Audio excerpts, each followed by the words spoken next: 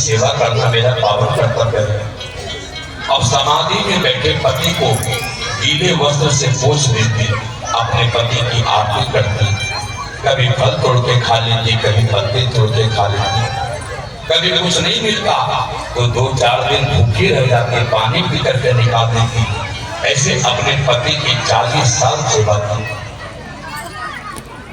40 साल के बाद वो शरीर, उसका वृद्ध शरीर हो गया, भैया केस जटा हो गया, चेहरा झुरिया जैसा पड़ गया, एकदम वृद्ध माता हो गई। मन में आशा था जिस दिन मेरे पति की तपस्या पूरी होगी उसी दिन मेरा गृहस्थ जीवन आरंभ होगा। 40 साल के बाद कर्दम ऋषि की समाधि टूटी। कर्दम ने अपने कुटिया में किसी बुढ़िया माता को बैठे देखा। पूछा, जी आपका परिचय क्या है, आप कौन हैं?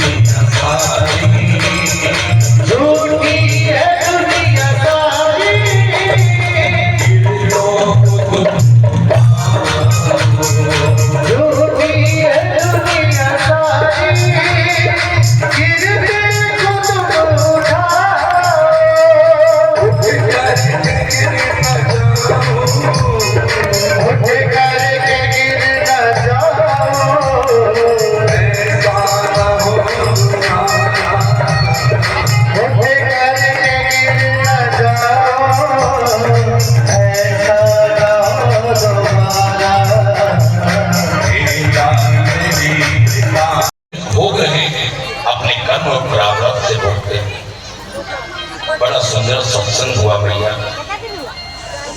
उसके बाद मानवीय कैसे सृष्टि के बाद मानव लोग आए यहाँ पे, ध्यान से सुना। अब उसके बारे में चर्चा कर रहे हैं। चुप रहिए। कौन सुख दुख करे दाता, निज कृति कर्म भोग सब उठाता। जो बीत गया सो बीत गया भैया, अब इसकी चिंता मत करो। आगे हमें करना क्या है उसके बारे में विचार करो। अब हम भागवत जी के शरण में आ गए भैया। अब हमें करना क्या है भागवत भगवान आपको बता रहे हैं। हे गोविंदपुर की मैया, वर्तमान में हम लोगों का समय ना टीवी मोबाइल और फालतू सीरियल में लोगों का बीत रहा है। आप प्रयास करिए कि मेरा समय व्यर्थ में न चला जाए। वर्तमान को जिसने सदुपयोग किया उसका भूत भी श्रेष्ठ होगा, भविष्य भी उज्जवल होगा और भविष्य भी निर्मल बनेगा।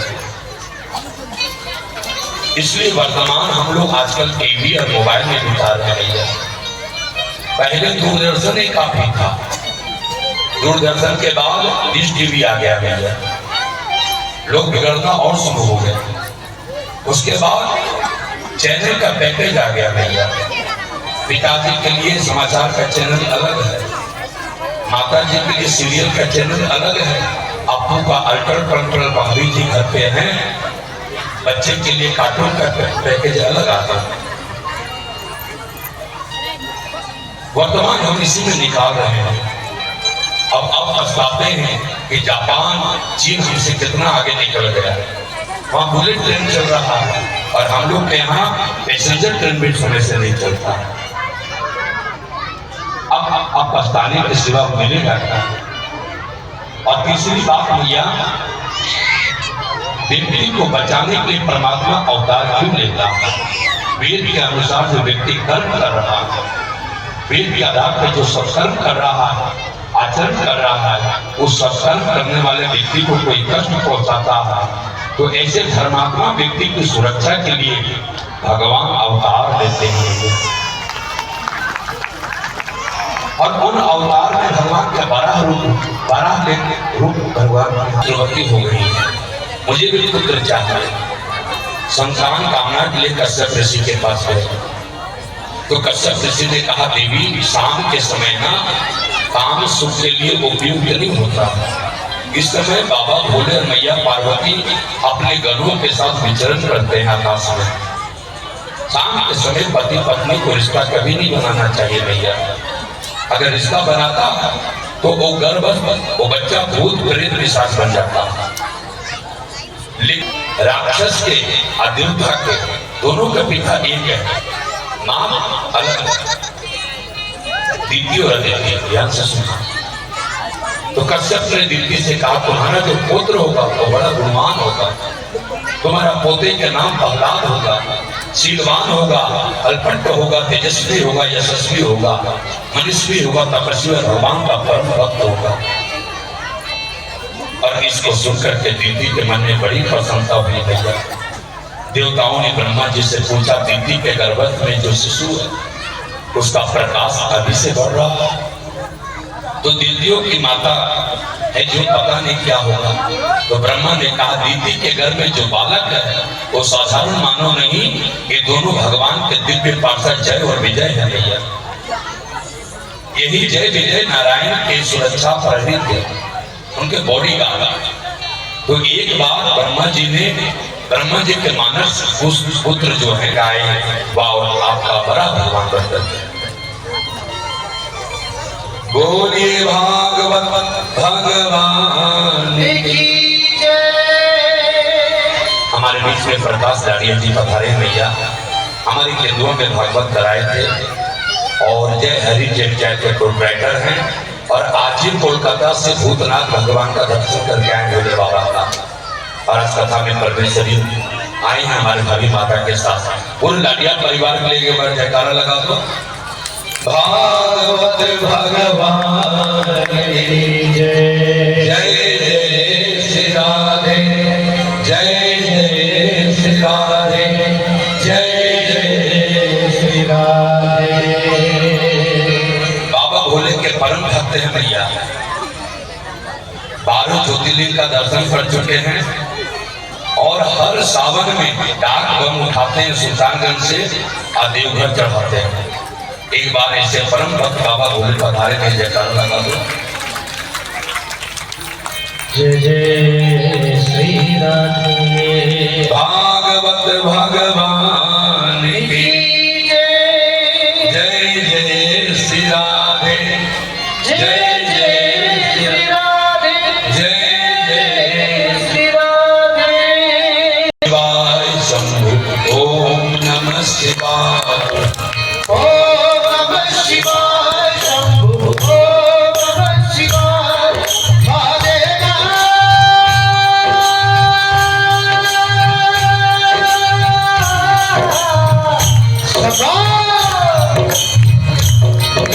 महादेव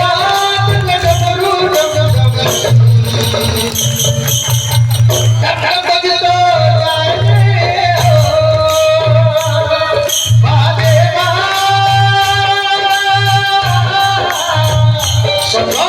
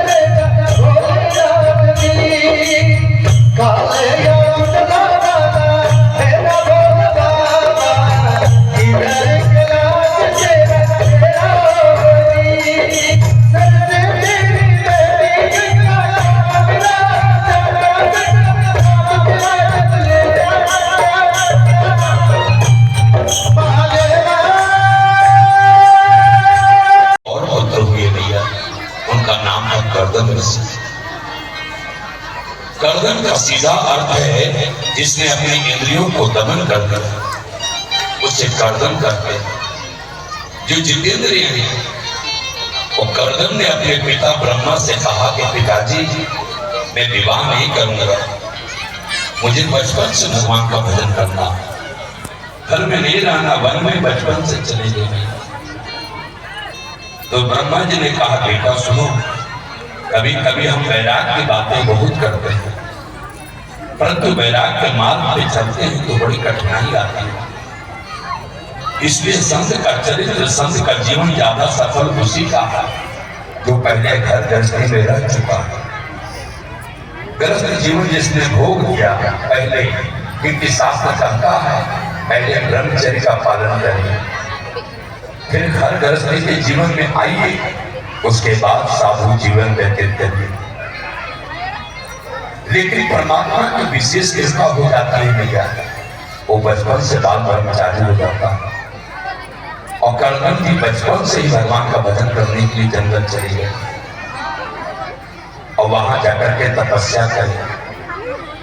तपस्या करते करते जब बूढ़े हो गए ना, वृद्ध हो चले, तो कर्दम के मन में एक विचार लगा, देखो हम इस जंगल में भजन कर रहे हैं, वन में हम माला कर रहे हैं, आइए दुनिया के लोग देखो, ये गोविंदपुर वाले लोग विवाह करके अपनी पत्नी के साथ विवाह करते हैं, और हम देखो यहाँ जंगल में अकेले पड़े।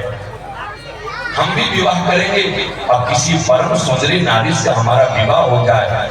कर्दम के मन में ऐसा संकल्प ले लिया। ध्यान से सुन, भगवान मुस्कुराए और कर्दम जी ने ये संकल्प लेकर के तपस्या शुरू कर दिया कि हे भगवान, हम फिर से जो तपस्या कर रहे हैं ना, हमारा विवाह किसी सुंदर नारी से हो जाए। भगवान ने कहा कोई तपस्या करता है मुक्ति पाने के लिए, कोई तपस्या करता है भक्ति पाने के लिए, और कोई तपस्या करता है भगवान को प्राप्ति के लिए। और इन बुढ़ो महाराज को देखो, ये तपस्या कर रहे हैं कि हमारा विवाह हो जाए। गोविंदपुर की मैया, ये मन जो है ना, ये मन की गति बड़ी विचित्र है मैया। मन को जितना किसी के बस की बात नहीं। आपने विश्वामित्र का नाम सुना? जो राम जी के यहाँ थे विश्वामित्र, 60,000 वर्षों तक तपस्या किए, लेकिन मेनका नाम की सुंदर अप्सरा आई, उसके चरणों की पायल बजी ना, विश्वामित्र का 60,000 वर्ष तपस्या को कम कर दिया। इसलिए गोविंद से नियमित प्रार्थना करिए कि हे प्रभु, मेरे विचार अच्छे हो। प्रातः उठकर के प्रभु से मंगल में प्रार्थना करिए, जिससे हमारा जीवन आनंदमय हो। और कर्दम ऋषि मैया 10,000 वर्ष तक तपस्या की। और क्या संकल्प है कि हमारा किसी सुंदर नारी से ब्याह हो। हे गोविंदपुर की मैया, जो अपना बचपना, जवानी, बुढ़ापा सब भगवान को दे दिया, और अंतिम में एक इच्छा भगवान से मांगा कि हे प्रभु, हम भी ब्याह करना चाहते हैं, संसार में बसना चाहते हैं, तो क्या भगवान पूरी नहीं करेंगे? और 10,000 तपस्या करने के पश्चात भगवान नारायण प्रकट हो गए। नारायण भगवान की जय। सबके चक्कर परम चतुर्भुज नारायण प्रकट हो गए। चतुर्भुज नारायण के दर्शन करने के बाद कर्दम ऋषि ने उनके चरणों में प्रणाम किया। भगवान बोले, बाबा आप विवाह करना चाहते हैं क्या? आप कर्दम को तो बड़ी शर्म लगी भगवान के सामने, कैसे कहे कि हाँ हम शादी के लिए आपने तपस्या की। पुराने जमाने का नियम था मैया, जब माता पिता शादी की बात करते थे ना, तो उस समय हम लोग अपने माता पिता के पास से उठ करके चले जाते थे, शर्म लगते थे। और अब बॉक्सिंग का दुनिया हो गया ना, 21वीं सदी हो गया।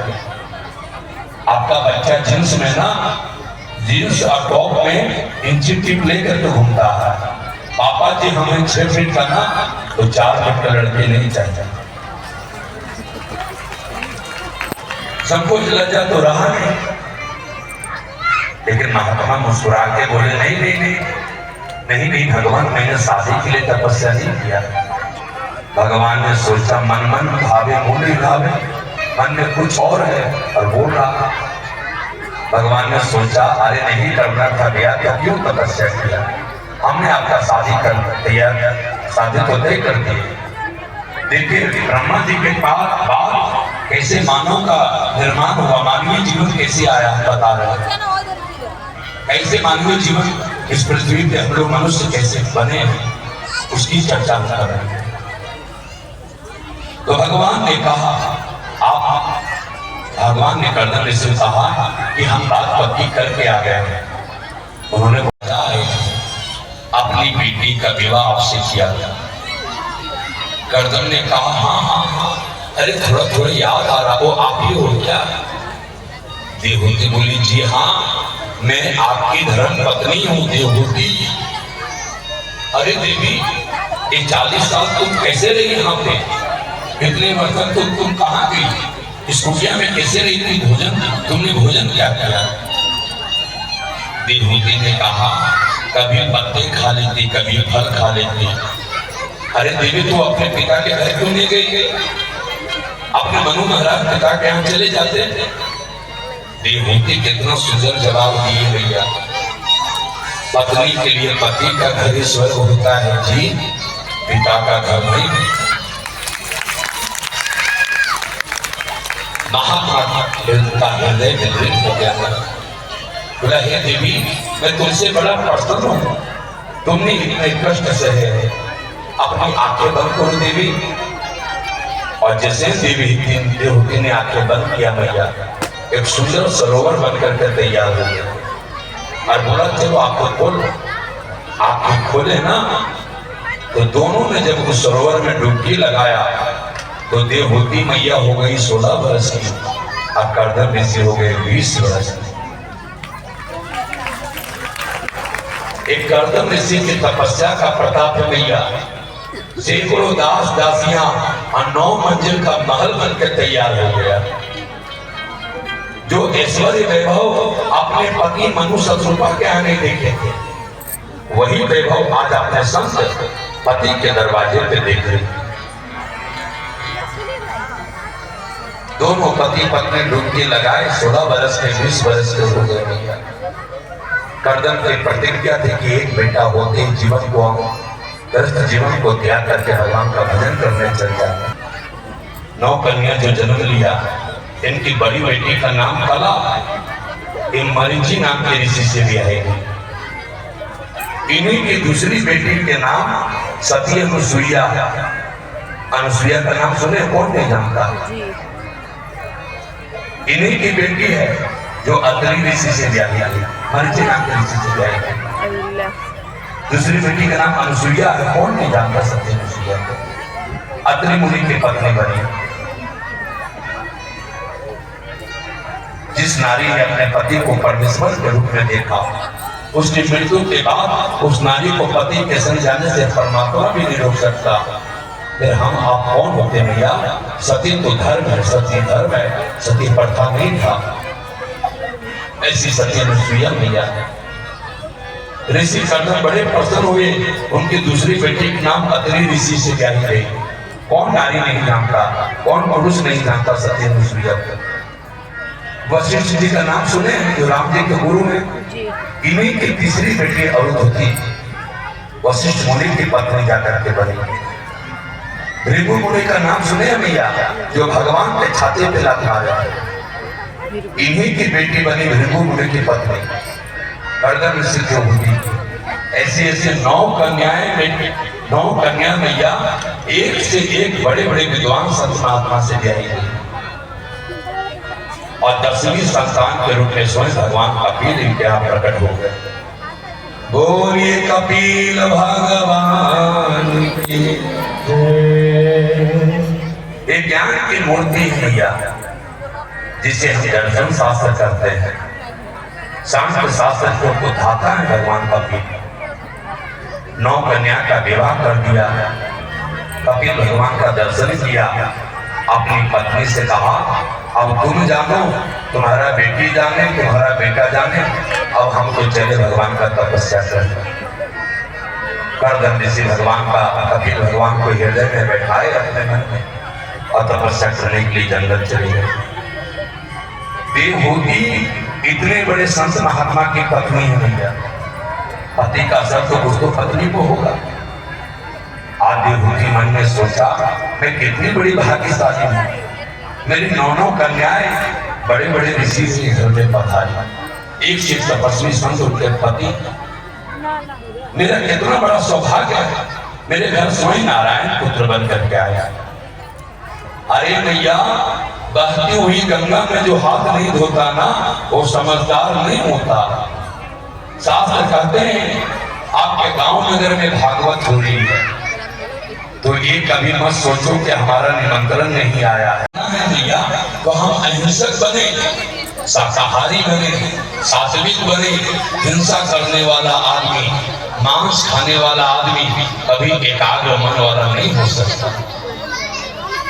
ध्यान से सुनना, आपको मालूम है अमेरिका जैसा समृद्ध राष्ट्र, जो 70% लोग वहां गाय का मांस खाते हैं, प्योर वेजिटेरियन हो गए, प्योर वेजिटेरियन हो गए हैं। और अमेरिका के डॉक्टरों ने, नासा के डॉक्टरों ने डिक्लेयर किया है कि 90% कैंसर का मरीज मांसाहारी हो गए। जिस भेड़ बकरा को खाते हैं भैया, उसका ब्लड जांच करते हैं क्या? उसका शुगर बीपी जांच करते हैं? हम लोग रोज नहाते हैं, धोते हैं, है ना, कपड़ा पहनते, साफ सुथरा रहते हैं, तब जाकर के शरीर में इतना बीमारी है। और जिस भेड़ बकरा को बाजार से लाते हैं, काट के खा जाते हैं, ये पेट तो फिर पेट नहीं रहना, एक कब्रिस्तान हो गया। इस शरीर को मंदिर बनाओ, ना जाने कितना मुर्गा, कितना अंडा, कितना भेड़, कितना बकरी चला गया मेरा। बताओ इसमें देवता वास करेंगे जी? हम एक हार मास का शरीर है, एक आदमी है, हम भी चाहते हैं कि आपके घर में शुद्धि मिले, पवित्रता मिले। आपने कहा महाराज जी कल हमारे घर में खाना खाइए, हम कहे ठीक है आए। आपके घर में गए तो क्या देखे, पति पत्नी आपस में लड़ रहे, ढेर सारा कूड़ा कचरा दरवाजे पे रखा। हमने नाक बंद किया और बहाना कर दिए कि अभी हम नहीं खाएंगे, जरूरी फोन आ गया। आपके घर में गए से 1000 अंडा खाने का जो विटामिन मिलता है, केवल 2 आंवला खा लीजिए भैया, 1000 अंडे का बराबर का विटामिन मिलता है। शाकाहार में इतने बड़े बड़े राक्षसों को भगवान ने रामकृष्ण ने मारा, क्यों? क्या खाते? दूध, दही, माखन, मिश्री खाते हैं। लेकिन हम लोग गिरते जा रहे हैं। हम लोग रोड के किनारे चिकन बिरयानी, चिकन पराठा, क्या क्या खाने लगे।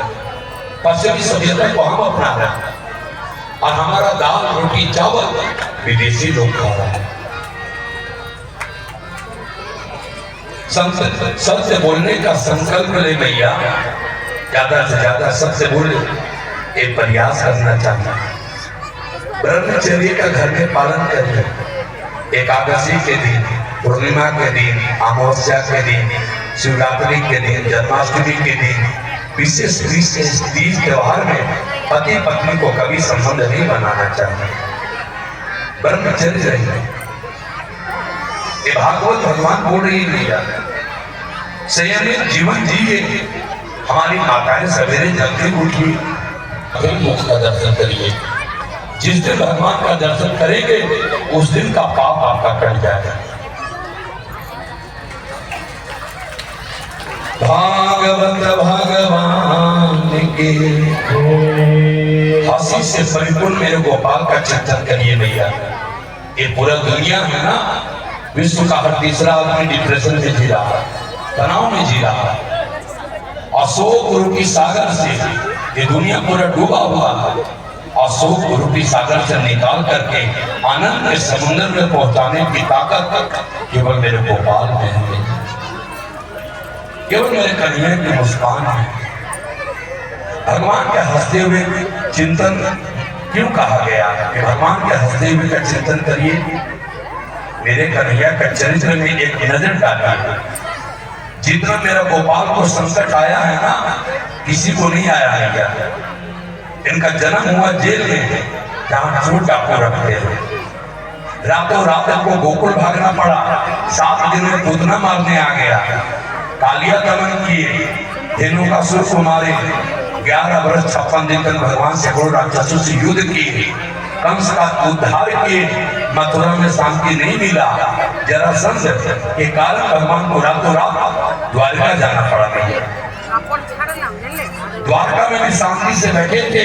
पांडव बोले बचाओ कन्हैया बचाओ, कौरव लोग हमें मारना चाहते हैं। और कौरव और पांडव का युद्ध करा के पांडव को विजय से दिलाया। वहां से आए, अपने घर में सोचे शांति से रहेंगे, तो 99 लाख यदुवंशी आपस में लड़ करके मर गए। 150 बटे हुए दिया। लेकिन भगवान अभी माथा पे हाथ धर के नहीं बैठे। भगवान कहते हैं मुस्कुराते रहो, सदैव मुस्कुराते रहना, ये मेरी सर्वोपरि भक्ति है। आपने उल्लू देखा है क्या? उल्लू को दिन में दिखाई नहीं देता, कौवा को रात में नहीं दिखाई देता। उल्लू कहता है हे भगवान रात अच्छा बना रहे तो अच्छा है। कौवा कहता है हे भगवान दिन बना रहे तो अच्छा है। लेकिन उल्लू और कौवा के कहने से दिन रात बदलेगा भैया? दिन के बाद रात, रात के बाद दिन आएगा। ऐसे ही कर्म है संसार के, सुख और दुख तो आते जाते रहेंगे, लेकिन दोनों परिस्थिति में एक जैसा परिस्थिति जीवन में आवे, उसका व्यक्ति को कहा जाता है। जो परिस्थिति से कंजूस होता और एक ही मानसिक पूजा चल रहा है, मैं भगवान का पार्षद हूँ, जमुना नहा रहा हूँ, भगवान को स्नान करा रहा हूँ, प्रभु को वस्त्र पहना रहा हूँ, प्रभु को चंदन लगा रहा हूँ, भगवान को माला बना रहा हूँ, और एक कटोरे में दूध और शक्कर भगवान को भोग लगा के धर दी। लेकिन आज क्या हुआ, दूध में शक्कर ज्यादा चला गया। सेठ की आंखें बंद है, सोचा रहे तो गड़बड़ हो गया, इतना शक्कर में तो 3 दिन काम निकाल देते भैया। सोचा दूध में चीनी घुली नहीं होगी, और वो सेठ सोचा दूध से चीनी निकाल देते हैं। और जैसे ही हाथ लगाया दूध से चीनी निकालने के लिए, मेरे गोपाल ने सेठ का हाथ पकड़ लिया।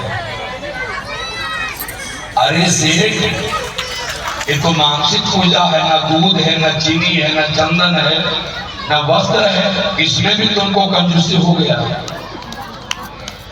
तो सीख ले क्या कहा मालूम है भैया? ज्यादा चीनी डालने से आप खुश होते प्रभु, तो बोरा का बोरा चीनी पहले ही आपको दे देते। जिसके पास धन है भैया, तो धन से सहयोग करिए, कथा में, कीर्तन में, यज्ञ में, पूजा का। ये लक्ष्मी जो भगवान आपको दिए हैं ना, लक्ष्मी को बेटी माना, और बेटी का सगाई होता है नारायण के साथ। लक्ष्मी को पत्नी बनाइएगा ना, तो रावण के जैसा हाल होगा। लक्ष्मी को बेटी बनाइए, और बेटी का सगाई होता नारायण के साथ। नारायण के कीर्तन, कथा, यज्ञ, गरीबों का भंडारा में, सेवा में अपने धन का सदुपयोग करना चाहिए।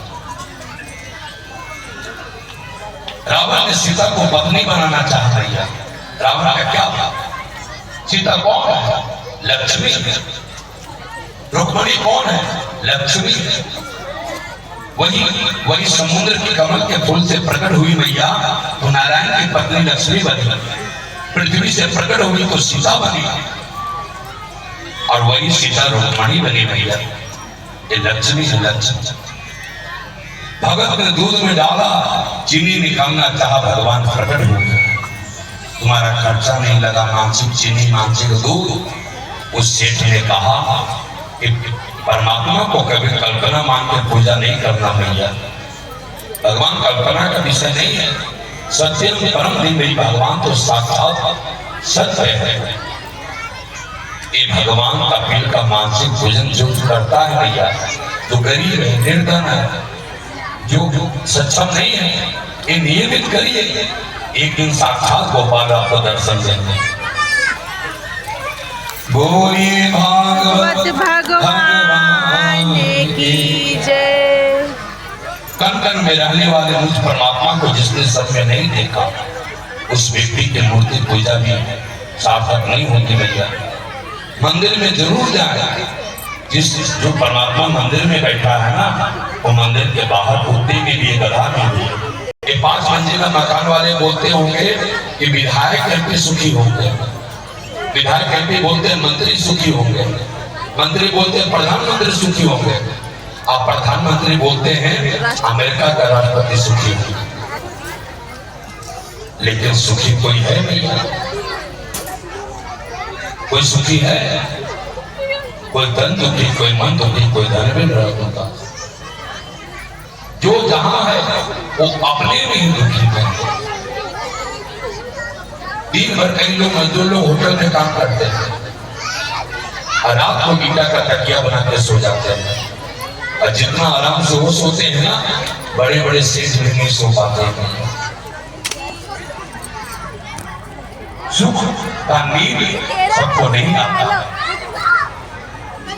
माता पिता बालधन उदारे उदर भरी धर्म से काम।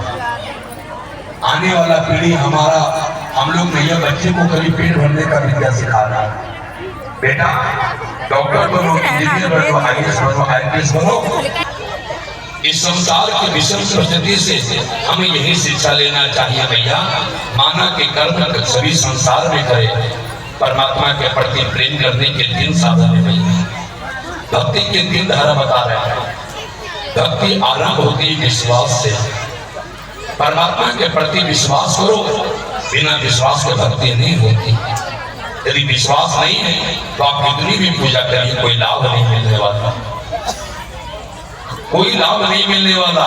आप तुम 4 घंटे पूजा करो, चाहे 6 घंटे पूजा करो भैया, विश्वास नहीं।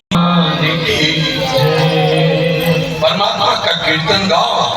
हम कीर्तन को जितना जोर से गाएंगे भैया, उतना स्वर लहरी बढ़ेगा, उतना कीर्तन बढ़ता है।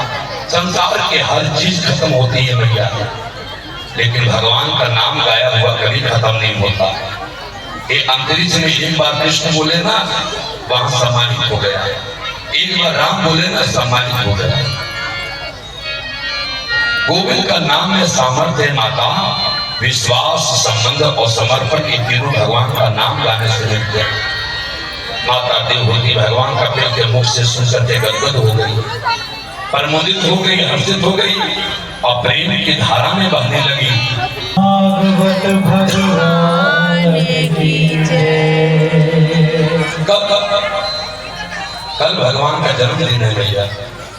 सभी माताएं बहन पीला पीला पहन के आएंगे, और पीला अगर नहीं है ना तो नहीं आना, ऐसा बात नहीं भैया। अपने मन को पीला रंग में रंग कर आना, लेकिन आना चाहिए। पीला इसलिए बोल रहे हैं, पीला मेरे गोपाल को बहुत पसंद है भैया। एक बार गधा को दुर्योधन ने पीला उड़ा दिया। युधिष्ठिर जी हमेशा पीला कपड़ा जहां देखते प्रणाम करते थे, तो मेरे कन्हैया, और गधा को पीला कपड़ा दुर्योधन उठा दिया। आप युधिष्ठिर ने देखा, अरे तो मेरा केशव है, माधव है, उस पीला कपड़ से ढका हुआ से भैया मेरा गोपाल प्रकट हो। पीला भक्ति का रंग है, इसलिए बोलते हैं पीला पहन के आएंगे, नहीं भी आएंगे भैया तो अपने मन को पीला रंग में लाना। और कल हमने निवेदन किया था भैया कि हम सब श्रीधाम वृंदावन में कुटिया बना रहे, श्रीधाम वृंदावन ये कथा जो हो रही है ना,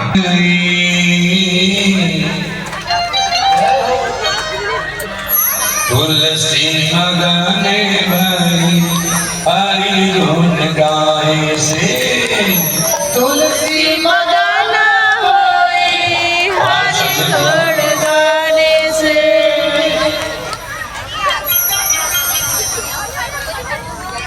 और संजय भैया प्रमुख यजमान है भैया, और हमारे बंसल बाबू, और आप सब भी थोड़ा थोड़ा भाग ले लीजिए भैया, या यह सफल हो जाए। भागवत भगवान की तुलसी मगने भरी हरि गुण गाए से, तुलसी मगना होई हरि गुण गाने से।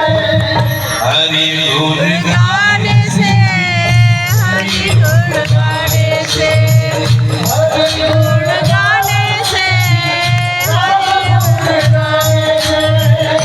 तुलसी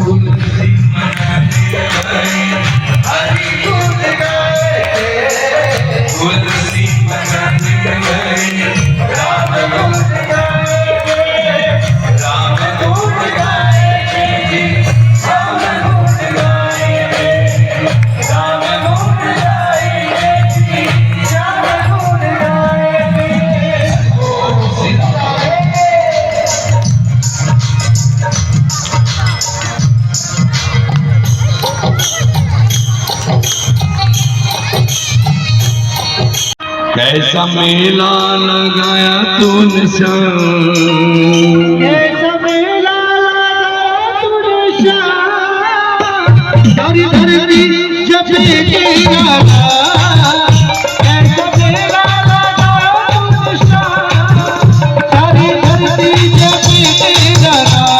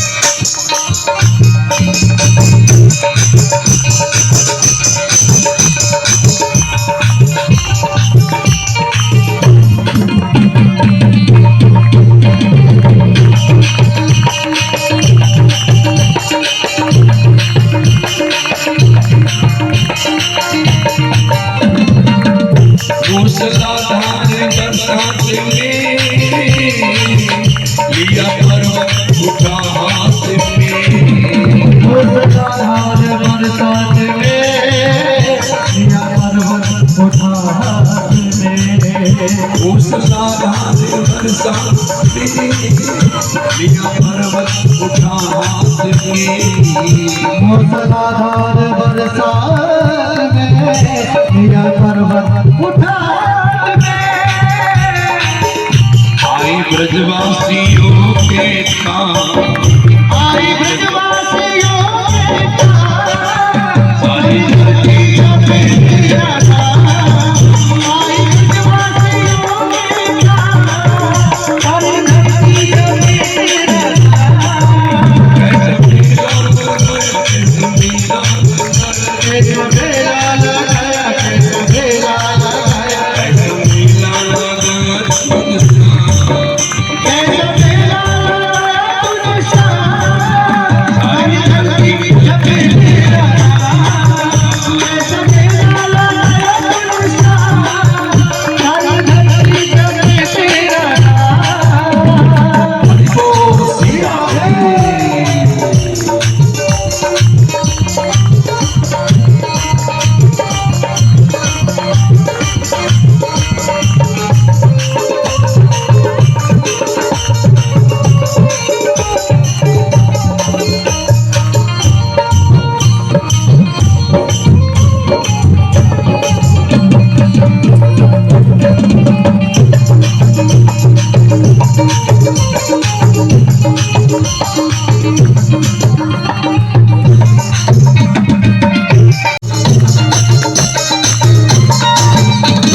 बंद कर दिया करे माता कैद से मुक्त करे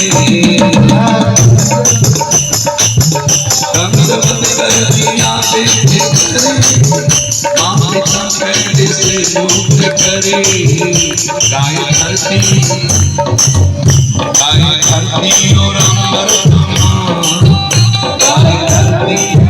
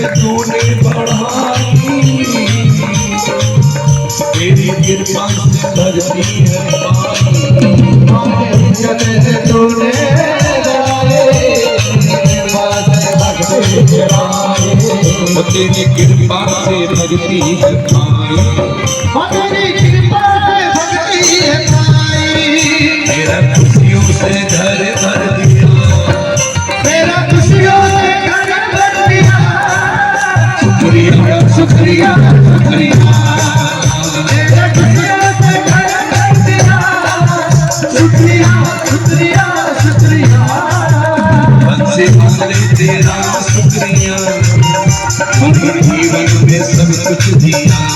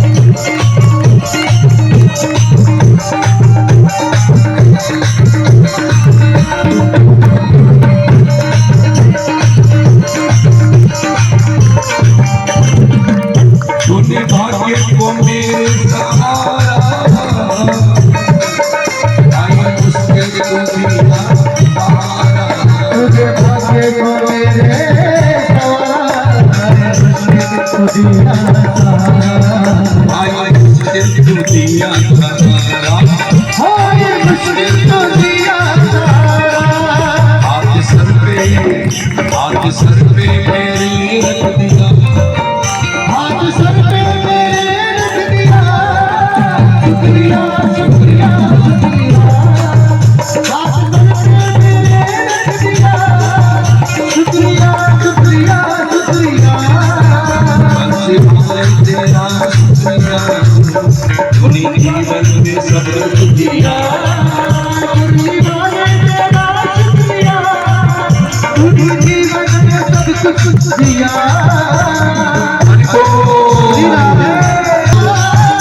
शुक्रिया शुक्रिया, तूने तेरा शुक्रिया, तूने जीवन में सब कुछ दिया। मुरली वाला तेरा शुक्रिया, तूने जीवन में सब कुछ दिया। दुनिया की विपदा उठाने, नैया मझधार से तू निकाले। तेरे दुनिया की विपदा उठाने, मझधार से तू निकाले। नैया मझधार से तू निकाले, नैया मझधार से तू निकाले। भूतों को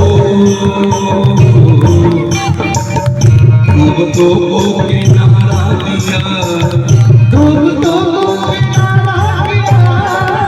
शुक्रिया शुक्रिया शुक्रिया, भूतों को किनारा दिया।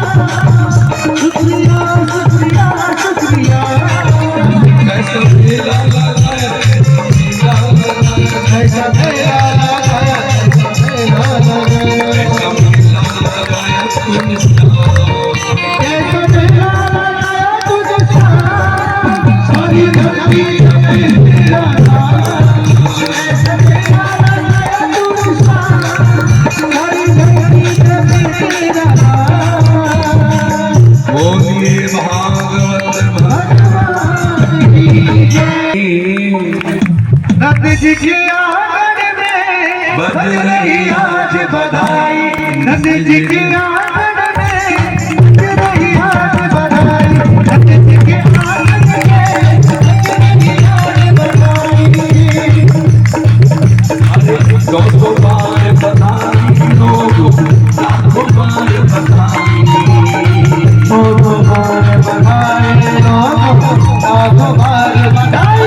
नंद जी के आंगन में, नंद जी के आंगन में बज रही आज बधाई।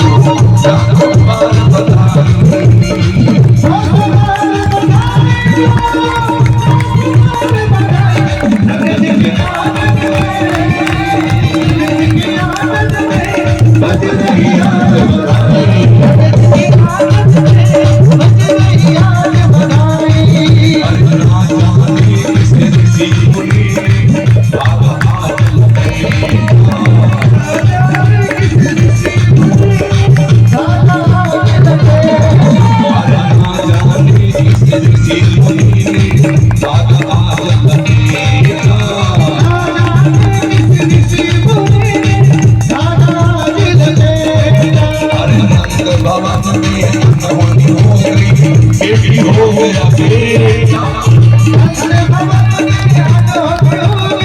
बेटी हो या बेटा नंद की आदत में नंद की आदत में बदली आज बधाई नंद की आदत में बदली आज बधाई पता चली है सोच है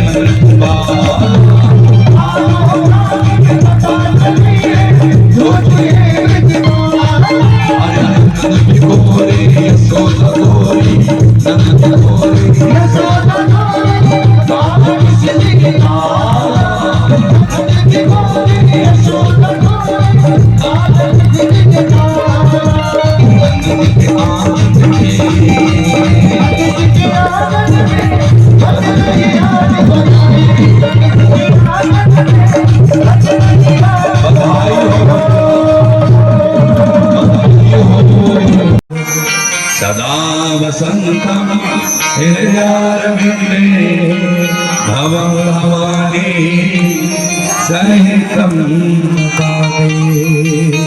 श्यामा तेरी आरती कन्हैया तेरी आरती श्यामा तेरी आरती कन्हैया तेरी आरती सारा संसार करेगा जोड़ के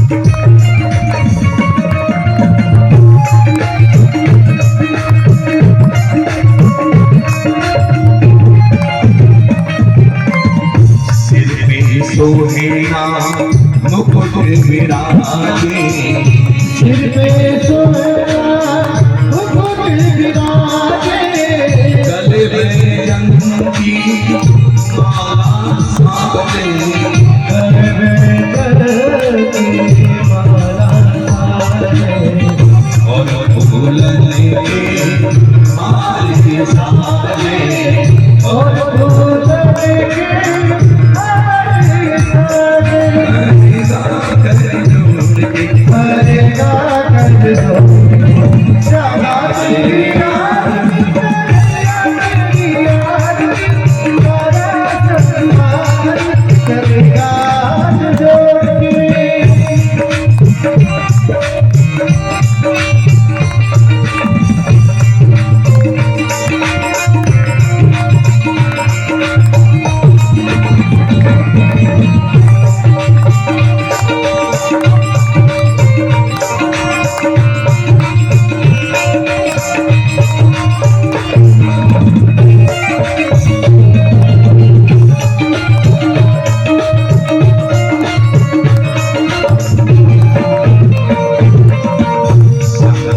ब्रह्मा तिरुयस गाये शंकर ब्रह्मा तिरुयस गाये नारद सारद पार न पावे नारद सारद पार न पावे शंकर ब्रह्मा तिरुयस गाये नारद सारद पार न पावे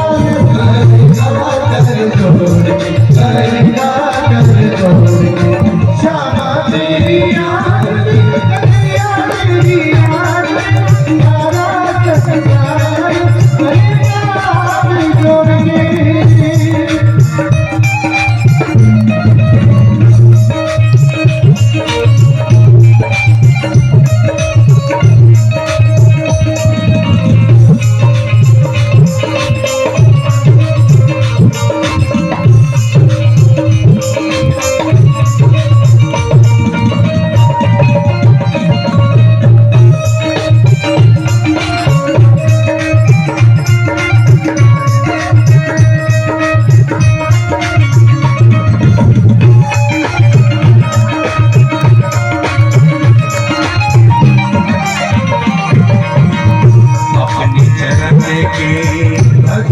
जुड़ा दे, अपने चरण की भक्ति जला दे, अपने ही संग मोहे रंगली जुड़ा दे, अपने ही संग मोहे रंगली जुड़ा दे, अपने चरण की भक्ति जुड़ा दे, अपने ही संग मोहे रंगली जुड़ा दे। कर भव सागर से पार कन्हैया, कर भव सागर से पार कन्हैया, कर छोड़ के कर दो क्षमा तेरी आरती कन्हैया तेरी आरती